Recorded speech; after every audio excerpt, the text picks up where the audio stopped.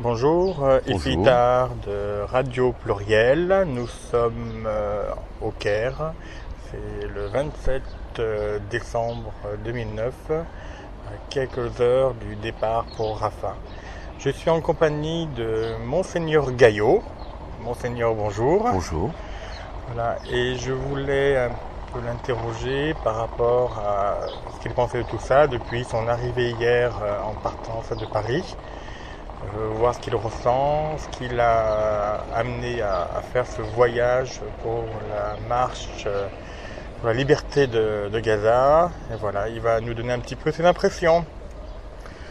Je suis heureux d'être déjà au Caire et je suis en partance maintenant pour Gaza. Et je dois vous dire que quand je suis parti de France et que je disais je vais à Gaza, tout le monde disait vous avez de la chance, bravo. Ça, il faut leur dire, on est avec eux, moi je partirai bien avec vous. Et ce matin, dans un taxi, au moment de payer, le chauffeur a dit non, c'est rien, j'ai compris ce que vous disiez et bravo pour votre action. Donc même le peuple égyptien ici est très en accord avec ce qui se passe. Alors voilà, donc on est porté par une opinion populaire importante et je crois que c'est un voyage qui s'annonce maintenant difficile. On va se réunir à 300 devant l'ambassade de France tout à l'heure. Donc la police sera là, l'ambassadeur de France est quand même bien embêté. Et normalement, les bus seront là pour nous prendre, juste après le concert qui est prévu, pour nous prendre et nous partons en direction de Gaza. Alors il y aura des obstacles sur la route, on va certainement nous arrêter. À tel checkpoint. Enfin, on va essayer de franchir les obstacles. Ce matin, on a eu au téléphone les Gazaouis. Ils nous attendent. Ils nous disent surtout, si on fait des pressions sur vous, n'hésitez pas à continuer.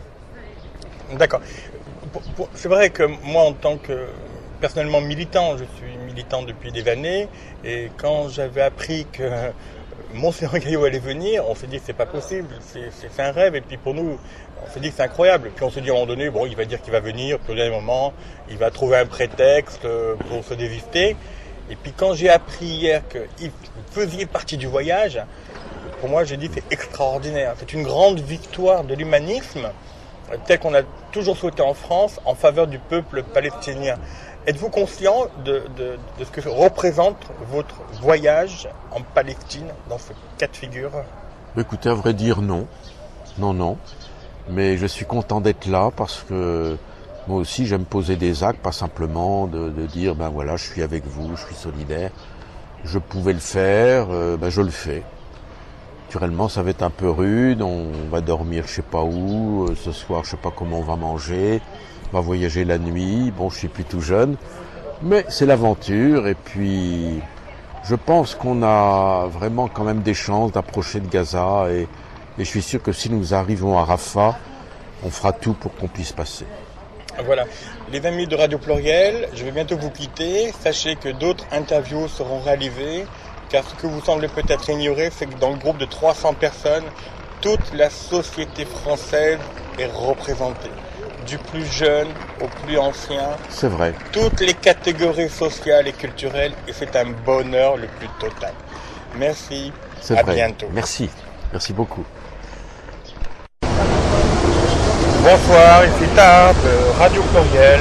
Nous sommes tous réunis en face de l'ambassade de France en Égypte. Il est 6h15 heure locale. Donc là, nous allons continuer les interviews comme promis tout à l'heure. Et immédiatement, nous avons Rachida de Villeneuve-la-Garenne, qui fait partie du groupe des marcheurs, une très jeune et charmante femme, qui va vous expliquer le pourquoi de sa démarche. À toi, Rachida. Alors aujourd'hui, comme tout le monde le sait, j'espère que tout le monde le sait, on fête les 1 an malheureusement du bombardement israélien qui a eu lieu l'année dernière à Gaza. Donc cette marche elle est organisée dans ce sens où aujourd'hui on essaye d'organiser cette marche pour soutenir nos frères et sœurs palestiniennes.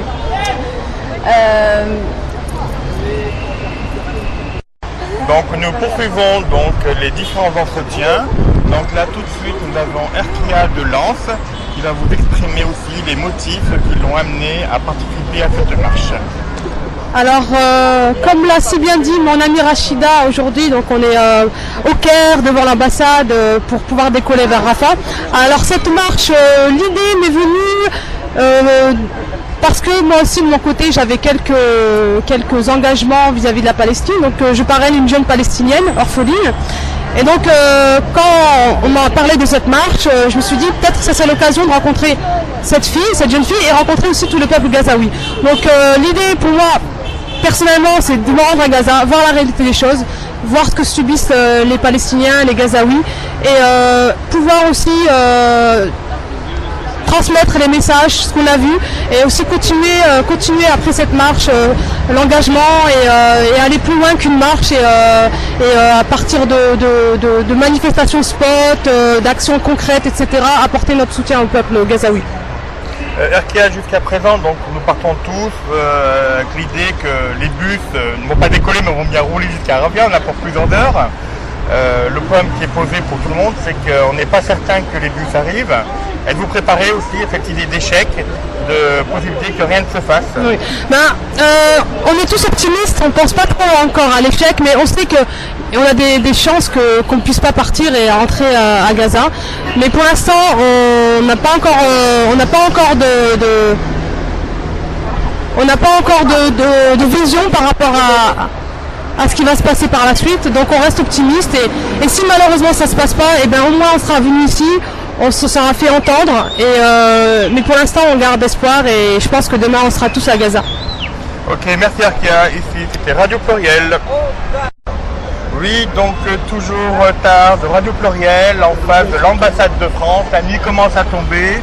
On continue notre micro-trottoir, cette fois-ci avec Oriane de Strasbourg, qui va aussi nous dire qu'est-ce qui l'a amené à être là maintenant, au milieu d'une foule, devant l'ambassade de France, au Caire. Et en fait pour moi tout a commencé cet été. En fait je suis partie à Londres pendant 2 mois et j'étais serveuse dans un resto, puis j'ai rencontré un garçon, Ahmed, palestinien, à l'histoire assez bouleversante. Et du coup quand je suis rentrée en septembre, octobre, j'ai commencé à fouiller un peu le sujet. Je me suis dit que vraiment ce qui se passe là-bas ça va pas du tout. Et donc comme j'en avais assez du coup de lire des trucs plus invraisemblables les uns que les autres, j'ai eu envie d'aller sur place, d'aller d'aller là-bas, voir comment ça se passait. Et donc j'ai vu sur plusieurs sites qu'il y a des assos qui proposaient de partir 2-3 semaines dans des assos palestiniennes ou aider à la récolte des olives. Et c'est comme ça que je suis tombée sur le site de la marche. Et je me suis dit que c'était vraiment ce qu'il me fallait, aller là-bas pour l'ouvrir quoi. Merci Aurélie pour votre intervention. Elle a fait un gros effort pour ne pas prendre l'accent alsacien. Je la remercie. À bientôt. À bientôt. Salut, hop là. Bon, nous continuons notre micro-trottoir. Bon, on en a marre un peu des femmes, 3 d'affilée. Là, on va passer au mâle. Là, maintenant, tout de suite, avec Mohamed de Paris, pareil, qui fait partie du groupe.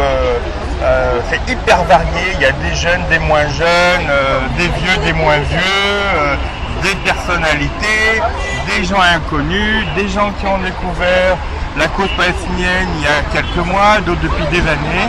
Et là, on va demander à Mohamed qu'est-ce qui l'a amené à participer à cette marche, pendant que d'autres s'amusent à Paris. Lui, il est là avec tous les militants, en espérant être dans quelques heures à Rafah, puis franchir la frontière palestinienne.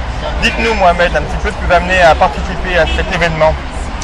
Écoutez, ça fait quelques années que je suis sensibilisé à la cause palestinienne et je me suis retrouvé il y a quelque temps à un salon du livre du Nord et du Sud à Choisy-le-Roi et des gens m'ont parlé de cette marche et écoutez, je me suis engagé sans trop réfléchir, sachant que c'est une bonne cause et je pense que beaucoup de gens devraient s'engager puisque quand on apprend que l'embargo sur les coquillettes et les pâtes vient juste d'être levé il y a à peine un mois, il y a quand même de bonnes raisons de s'impliquer pour venir en aide à quand même 1,5 million de personnes enfermées sur un territoire de 10 km de long, sur 4 km de large, avec un embargo total sur tous les produits, même les produits de base. c'est quand même quelque chose d'assez inimaginable aujourd'hui au XXe siècle. Et si moi je peux contribuer à faire un peu évoluer les choses, écoutez, je suis là pour ça et j'espère que ça fera prendre conscience aux gens qui nous gouvernent, aux populations qui à mon sens ne sont pas totalement ou correctement informées de la situation. Si ça peut faire un peu éveiller les consciences pour que ça change un peu, qu'on améliore le quotidien des Palestiniens, écoutez, je suis là. Merci bien Mohamed, à bientôt. Bien, à bientôt. Bonsoir, ici Tard de Radio Pluriel. Nous sommes toujours en face de l'ambassade de France en Égypte. Noir de monde, des centaines de militants de la marche pour la paix, pour la marche pour la paix de Gaza, donc en attente des bus. Nous allons vous passer Olivia Zemmour, représentante d'Euro-Palestine et surtout l'une des responsables de cette marche, qui vous donnera un petit peu différents points de vue. Une boîte. Merci. Allez, je vous passe Olivia Zemmour. À vous Olivia. Bonsoir. J'aimerais un peu avoir votre point de vue sur les événements d'aujourd'hui, sur cette marche, comment ça s'est passé, est-ce qu'elle aura lieu, est-ce que les bus arriveront bien sur la frontière égypto-palestinienne. Alors je voudrais quand même rappeler d'abord aujourd'hui que nous sommes le 27 décembre et que ce n'est pas pour rien que nous avons choisi cette date pour nous retrouver ici à 1360 participants du monde entier à la marche pour briser le blocus de Gaza. C'est parce que c'est déjà un an jour pour jour après les bombardements israéliens sur la bande de Gaza. Très exactement, c'était le samedi 27 décembre à midi à l'heure de la sortie des écoles. Donc nous sommes déjà là pour dire nous n'avons pas oublié et il y a effectivement non seulement dans toutes les grandes capitales du monde, dans les différentes villes, mais ici donc ces marcheurs pour la liberté de Gaza. Donc nous sommes réunis devant l'ambassade de France parce que l'ambassade de France a joué depuis déjà plusieurs mois un rôle important pour soutenir cette initiative et pour convaincre les autorités égyptiennes que nous ne représentions pas un problème de sécurité et qu'ils ont accompagné notre initiative. Et là, donc, nous attendons les 6 bus qui doivent emmener les 300 participants français en direction de Gaza. Il n'y a pas d'autorisation officielle du gouvernement égyptien, mais il n'y a pas non plus d'interdiction et nous espérons donc pouvoir manifester notre soutien à la population de Gaza et dire de toutes les manières possibles, quel que soit l'endroit où nous sommes, dire que nous trouvons absolument inhumain et intolérable ce blocus qui les emprisonne, qui les affame, qui les persécute. Voilà. Olivia Zemmour, je vous remercie. En attendant, nous allons savourer de sympathiques sandwichs qui nous ont été amenés et puis en espérant être tous ensemble demain à la frontière. Merci Olivia. Merci. Bonsoir, c'est toujours Tard de Radio Pluriel, encore devant l'ambassade. On va pas tarder à prendre le départ pour Rafah. Entre-temps, j'ai eu l'occasion de rencontrer une charmante personne au nom de Abir, qui va aussi nous raconter, comme toutes les autres, le pourquoi de sa présence lors de cette marche. Bonsoir, je suis Abir, je suis palestinienne de Maïtaloun, c'est dans la région de Jénine. Mes parents ils étaient expulsés en 1967 de Palestine par les Israéliens, donc c'est des réfugiés. Je suis arrivée en France il y a 21 ans à peu près.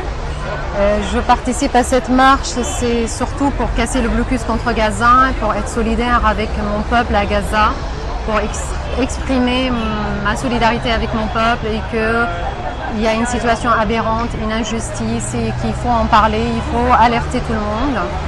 Ça me fait vraiment chaud au cœur de voir qu'il y a beaucoup de personnes ici autour de moi et c'est toute la France qui est présente ici.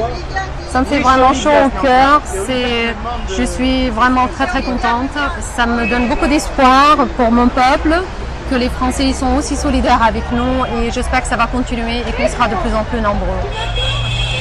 Merci Abir, voilà les bus arrivent, ça bouge de tous les côtés et puis on aura l'occasion de la retrouver pour parler de ses activités en France. À bientôt Abir, à bientôt mes amis, à la prochaine fois, au revoir. Ici Tahar, Radio Pluriel. Nous sommes en direct de l'ambassade de France en Égypte. Il est pratiquement 4h20 du matin. Nous sommes encerclés de centaines de policiers en boucliers et casqués. Nous sommes pris en otage. C'est le nouveau Tiananmen égyptien. Nous sommes debout depuis ce matin, nous résistons, l'ambiance est bonne, le moral est bon.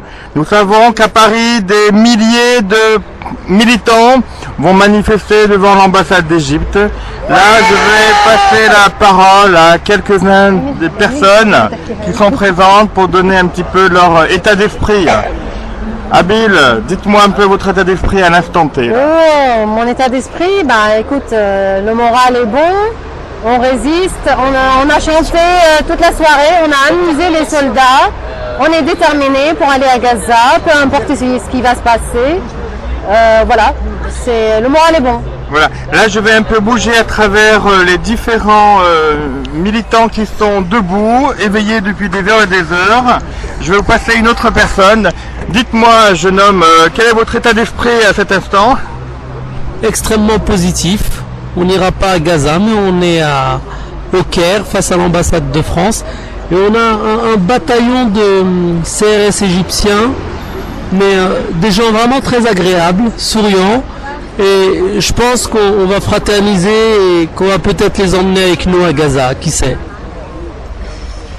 Nous avons aussi à nos côtés une jeune et charmante fille qui vient du Qatar et qui va un peu nous dire son état d'esprit. D'abord, je poserai une question. Pensez-vous que le terme Tiananmen est un peu exagéré par rapport à ce qui se passe actuellement pour nous? Eh bien, je dirais que oui, un petit peu, parce que ça n'a pas atteint ses proportions, mais je rejoins mon compatriote dans ce qu'il disait, et oui, on reste malgré tout positif, malgré la fatigue, malgré la faim, malgré le fait qu'on soit bloqué, même pour aller aux toilettes, on reste positif et on résistera pour les Palestiniens, pour les Gazaouis qui résistent, eux, depuis tant d'années. Voilà. Juste Là, ajouter un truc. je vous passe une autre personne. Alors, juste une petite précision, j'ai l'impression de vivre à très très petite échelle exactement ce que vivent les Gazaouis. Nous sommes totalement encerclés. Nous avons un embargo sur les toilettes, sur l'eau et le café, et je vous parle pas du reste. Allez, au revoir. Voilà, nous reprendrons la parole tout à l'heure. Entre-temps, j'ai vu Monseigneur Gaillot qui est parmi les militants et qui dort à même le sol. Je vous laisse ici à Radio Pluriel. À bientôt. Oui, chers amis auditeurs, il est 4h30 du matin. La majorité des militants pacifistes de la marche pour la liberté de Gaza sont toujours debout. Et nous avons en plus parmi nous l'un des responsables de la direction du NPA, Omar Flaout. Je vous passe la parole. Écoutez, moi, ce que je peux vous dire ici à 4h du matin, c'est que la détermination de tous ceux et toutes celles qui sont réunis, qui ont fait le voyage pour aller jusqu'à Gaza, eh bien cette détermination, elle est toujours aussi pleine et entière. Pour tout le monde ici, il y a deux options qui sont mises en avant. Porter le t-shirt boycott Israël, Palestine vivra. Et la deuxième est on ne lâchera rien, mais rien sur l'idée d'aller jusqu'à Gaza. D'abord pour apporter notre solidarité politique à l'ensemble du peuple gazaoui qui vit un blocus infernal depuis plus de 2 ans maintenant. Et puis aussi une solidarité humanitaire, puisque beaucoup d'entre nous viennent avec des médicaments, viennent avec des instruments de musique, des ballons, bref, un ensemble d'objets qui pour nous paraissent complètement acquis dans le quotidien. Mais il faut savoir qu'à Gaza, il n'y a pas simplement le ciment qui ne passe pas pour la reconstruction après les destructions, mais il y a y compris le chocolat qui ne passe pas. Pour une raison simple, c'est que les Israéliens disent que le chocolat risquerait d'égayer, enfin le gouvernement israélien risquerait d'égayer le cœur des Palestiniens, en cette période de fête par exemple. Et bien quand le cynisme est allé aussi loin, eh bien nous on dit qu'il y a aujourd'hui une injustice qui porte un nom, c'est celui de l'État d'Israël, parce que c'est un État colonial. Et il y a une justice qui porte un autre nom, c'est notre cause à nous, c'est celle des Palestiniens et des Palestiniennes. Voilà pourquoi on ne lâchera rien, aujourd'hui en Égypte jusqu'à Gaza. Ok. Actuellement, nous sommes des centaines pris pratiquement en otage par la police égyptienne sur un morceau de trottoir avec pratiquement interdiction d'aller même aux toilettes. Comment ressentez-vous cet état-là? Et bien sûr, un morceau de trottoir avec une belle démonstration juste avant quand même, parce qu'on a occupé l'axe principal du Caire. Tout le Caire a été immobilisé à cause de cette occupation. Nous y avons posé nos tentes, nous y avons posé nos duvets, nous nous sommes allongés, nous avons discuté entre nous. Nous avons en plus, comment dire, un accord favorable de la population du Caire qui, en klaxonnant, qui en nous le disant, était favorable et infavorable à notre action. Et tout ça, ça gonfle un peu le cœur. Alors il se trouve que maintenant, on occupe le trottoir et plus l'axe principal. Mais pour nous, ce n'est pas une situation de repli. Il y a cette idée de repartir demain, non plus à 300 ou 400 comme on l'a fait ce soir, mais à 1800 avec l'ensemble des internationaux pour occuper d'autres lieux symboliques. Avez-vous l'impression de vivre un moment historique actuellement, de même ampleur que Tiananmen ou la chute du mur de Berlin? J'ai rencontré tout à l'heure des journalistes égyptiens et qui me disaient que c'est du jamais vu, des étrangers qui ici bloquent une route. Ça s'est jamais fait en Égypte. On vit un moment extraordinaire. Qu'en pensez-vous? Dans tous les cas, c'est ce que nous a dit aussi l'ambassadeur de France. Je ne sais pas pour combien il en a lui dans son ambassade. Toujours est-il que ce qui a été fait ici par les internationaux, une manifestation internationaliste pour le respect du droit international du peuple palestinien en plein Caire, ça s'est jamais vu. Sans doute que ça appellera d'autres types de mobilisation. Il y a quelques temps, on appelait ça les brigades internationales.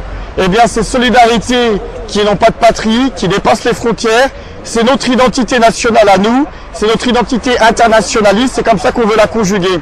Et ce qui est sûr aujourd'hui, c'est que les lignes ont bougé, c'est que même s'ils ont bloqué la maison de la presse pour qu'aucun journaliste ne sorte, Al Jazeera a réussi quand même à s'exfiltrer. Il y a des images qui circulent partout, tout le monde est au courant dans le monde arabo-musulman en tout cas. Je pense que les médias occidentaux relayeront à leur tour, il y avait l'AFP, etc. Je pense que c'est un très grand encouragement et le bon curseur, c'est même pas tant ce qu'on nous on peut dire, c'est que les Gazaouis, eux, le savent, ils l'entendent, ils sont au courant et ça leur regonfle, ça les gonfle à bloc, y compris pour pouvoir continuer leur combat légitime aujourd'hui. Voilà. Omar, merci beaucoup de ce témoignage et puis à bientôt et bon courage à tous. Merci à vous. Merci Omar.